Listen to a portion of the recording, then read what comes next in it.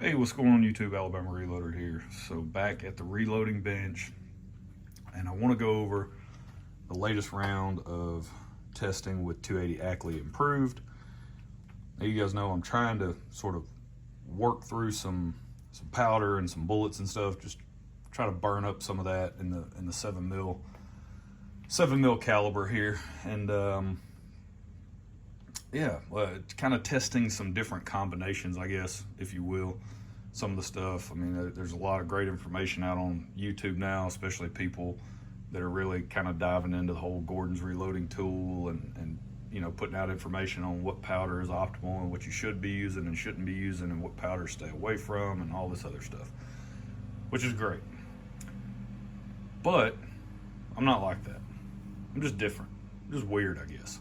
I've got some powder sitting in the closet and found some load data, some 280 Ackley load data with it.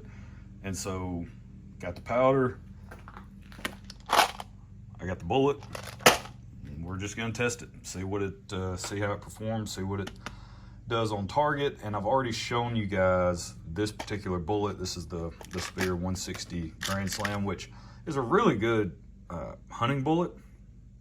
And man, when I had these things loaded up, it's a really good looking round overall, right? I mean, right there, lining everything up with the cantilever, it looks really good in the 280 Ackley cartridge. I mean, it looks like a big game slayer, right? But the 3 powders I tested with that bullet didn't really have stellar results out of the heavy precision 280 Ackley improved that I have. And we've come to kind of expect some pretty good results out of that rifle. That rifle has shown that it is capable of shooting some very small groups repeatedly, right? So we've already shown that. I'm about 400 rounds down the barrel now at the time of filming this video, July 5th, 2025. And so I just wanted to do some testing with this bullet, 3 different powders. Those powders were Accurate 4064, Ramshot LRT, and IMR 4451. Now I've already done a video on the Ramshot LRT and the Accurate 4064 loads.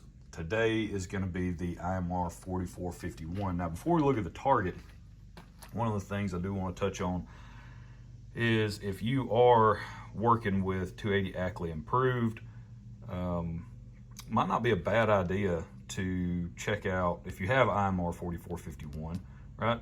Might not be a bad idea to check out that powder. I mean, I had really good velocity results with Accurate 4064 as well in terms of SD and extreme spreads right now. These are 3-shot groups, so everyone feel free to jump in and comment about how useless that is. But in general, you kind of get a better understanding of like, okay, these were all much better than the Ramshot LRT velocity numbers. IMR 4451, same thing, better than Ramshot LRT. So it just kind of gives you a general idea. Let's see, so IMR 4451, I went from 51 up to 53 grains. I believe I pulled the information maybe from Hodgdon's website, the load data part of their website. I can't remember exactly where I pulled that information, but the max charge that I had written down was 53.7 grains. I think that was just with a 160 grain bullet, right? So not the 160 grain Speer Grand Slam.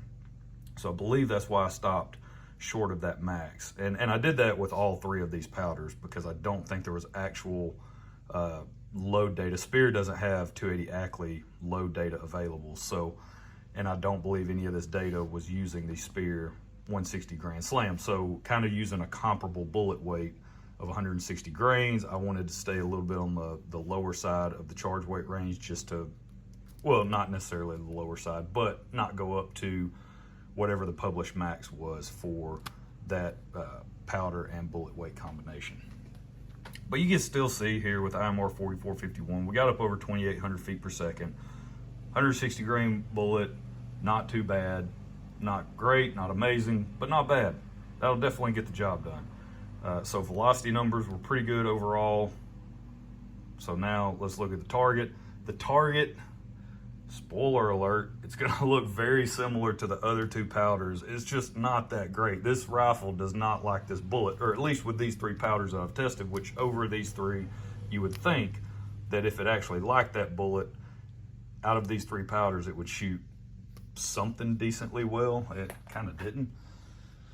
So the first group was actually a 4-shot group, just like the rest of them, right? Because the way the amount of brass worked out. So this is actually the 51 grain charge. So this was 20, just basically right at 2,700 feet per second. So you can see there, that's pretty ugly. Not that great. Followed it up with the 51.5 grain. This is like 2730, so that's actually not bad. That's probably one of the better, that might be actually one of the best groups that rifle shot with this particular bullet, to be honest with you. I'm just trying to think back over the other targets. You guys can go back and watch the videos and double check, but yeah, that's definitely one of the better 3-shot groups with that particular bullet. That's 51.5 grains. This is 52 grains, that's at 2770, so yeah, just kind of more ugliness. And then for 52.5 grains, I actually went up, right? A lot of this was already shot up, and I had a few dots that were open, so this is actually the 52.5 grain group right here. So again, just more general, not greatness. And then the last group was pretty terrible. It's actually this one, 1, 2, 3. Look at that. So pretty bad. That's the 53 grain charge. We're up at 28 on that one. So yeah, so just more sort of general, not great performance on target with that bullet. Again, testing 3 powders, but these generally are powders that I don't really see anyone testing in 280 Ackley Improved. They're not really the ones that typically get recommended. So maybe switching over to something like Midwest Powder's MP620, which is more of a Reloader 19 equivalent. That powder in this cartridge, we've had some amazing results with using that and several different bullets. So it's actually been a really good performer just sort of in general for this cartridge.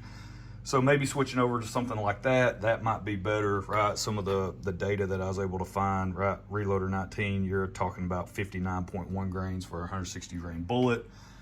So that's something I could go back and retest if I really wanted to. If I was really trying to find a good load, if I was just stuck on this bullet, maybe I had a mountain of them and I just really want to make it work with that bullet, then I would test something like that Reloader 19.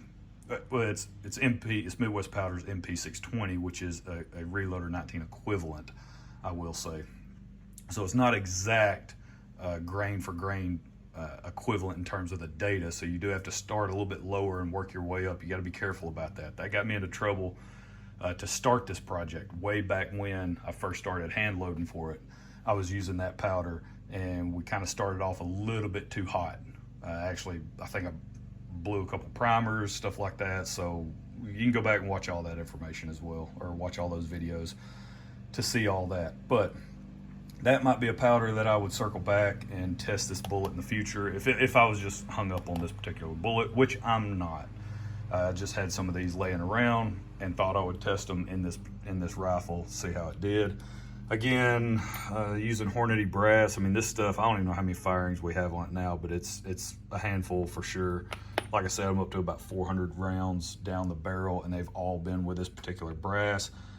It was started life as three boxes of the factory ammunition, the Hornady Precision Hunter, which that stuff was absolute garbage in terms of the performance on target out of that rifle. It was pretty bad. We started off this project, I was like, oh, not good. But we quickly redeemed ourselves with hand loads, and then just from that point forward, I mean, the rifle just hammers. So this brass, not great though. I've already run into issues with split necks, with loose primer pockets, which loose primer pockets are somewhat understandable because, again, in the beginning, I started a little too hot on my charge weight range with that MP 620. Probably should have started a little bit lower. Definitely should have started a little bit lower. So somewhat run into some, what I would call self-induced primer pocket failures, I believe, on 2 of the pieces of brass. So I've got, there's 51 pieces here. I've got 60 overall, but 51 pieces here that, I mean, I haven't deprimed them or anything yet. decapped them. So I need to go through my process to see and really inspect them, see if I have any more split necks, see if I have any loose primer pockets where, you know, they basically have to junk the brass. I've got, I believe, 5 more that are already loaded up with this 175 grain Federal tip fusion bullet. So I've already got 5 of these loaded up. And so that'd be whatever, 56. So 4, I've had to sort of discard 4 pieces of brass so far through the firings. I probably have to do more after this last round of testing. I just need to go through the process and sort of check everything, especially those necks. I think I've had 1 or 2 pieces. I think I've had 2 with a split neck and then 2 with primer pocket failures so far.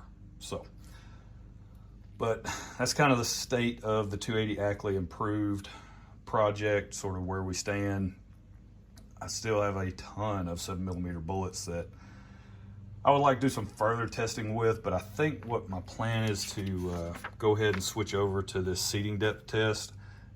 This has been a consistently good performer, this MP620 combo with the 175 grain Federal tip fusion.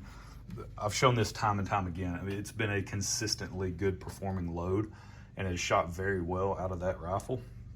So I think the plan, what I'm gonna attempt to do, is some type of seating depth test. I measured the cartridge base to ogive with the 5 that I've already got loaded up. That was from a previous loading session, and all of it, same deal where that ammo shot really, really well.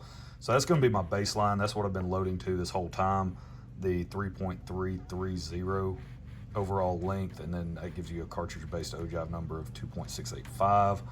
So from there, the plan is to do 5/1000ths increments, and really the main reason why I'm doing 5/1000ths increments, well, it depends on what you believe and what you read, right? Certain bullet manufacturers are like, oh, you need to be jumping, 30/1000ths increments, right? And then other people will tell you, well, if you're jumping more than 3/1000ths, you're jumping over all of your accuracy nodes and all of your seating depth nodes and all of your whatever, blah, blah, blah, blah, blah, blah, blah. I don't care. Whatever. Who cares? All this stuff is black magic to begin with, right? I don't care who you are. It's just like I've heard Eric Cortina say it before. He was referencing somebody else that said it, and then Tim from Little Crow Gunworks. Love that channel, by the way. If you guys are not subscribed and watching his stuff, you're really missing out.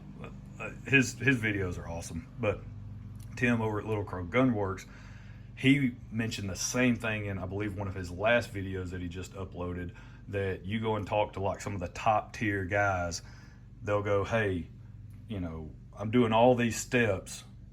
Now, I don't know which ones will actually reduce and get you the results that you want, right? That's why I do all the steps, right? People do a certain amount of steps and they do them a certain way because they're not 100% sure if they could eliminate one of those steps that they wouldn't see negative results on target, right? That's part of it. This is just, dude, this is like, it's like baking a cake, right? You go bake a cake, you could line up all the ingredients. You can go buy everything you need to make 10 cakes all at one time.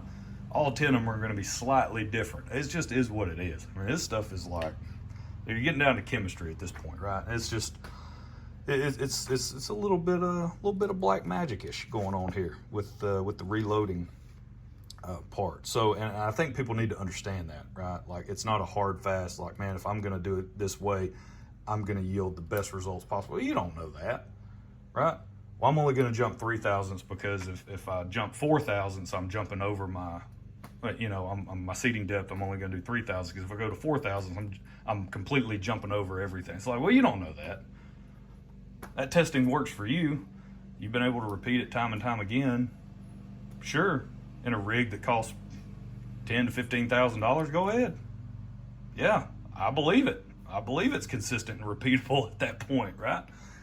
Well, I don't know. When you get down to the factory rifle world, I don't know if that's the same. If that's the same thing, I don't know if you know what I'm saying. I don't know if it translates that well down to that world that we live in, that the regular guy lives in. So, but I want to do 5/1000ths because the problem is I can only seat the bullet so far out, right? And I can only seat the bullet so long. and then I'm jamming into the lands. This rifle was cut with a little bit more of a shorter throat, so the jump to the lands is already short to begin with, right? I'm already starting relatively short to begin with. I think the touch point, yeah, I wrote it down, 3.350, right? I'm only jumping 20 thousandths with my standard load to begin with, so I don't really want to jump too much. I don't want to cover a super wide range on my testing here, so that's why I'm only going to go 5, and we'll see, right? We'll see if anything comes of it. I've already asked this question. If you guys actually believe we're going to see noticeable changes or differences in the result, I'd love to hear about it down below. If you've done seating depth testing and you're like, oh yeah, that is the way to go, it works every time, and this is how much I jump every time, and it's repeatable, and I can do this time and time again with different cartridges, different rifles, it doesn't matter, it always works, I'd love to hear about that, right? I'd just love to hear that experience and what you guys do in terms of seating depth testing. Because it's not really something that I do a lot of. I mean, I mess around with it a little bit, but it's not, I would say it's not in my standard practice to just, hey, once I find a load, then I just continue to try to refine. At some point, good is good enough at some point, right? And that's kind of where I land with the hunting and the shooting that I do, and especially even working up hand loads for friends and family that want a hunting load. I just call good enough because it's going to get the job done. I can assure you of that. If you do your part and you make a good ethical shot on that animal, trust me, it's a dead animal. So that's kind of how I operate. But yeah, that's what I'm looking at doing next on the 280 Ackley. So if you guys are interested in that, follow along. Probably do 10 shot groups on this, right? So that way we don't have people crying about the size of the sample on the data set. So that's it. That's where we're going to leave it. Hope you guys enjoyed it. We'll catch you next time. Y'all have a good one.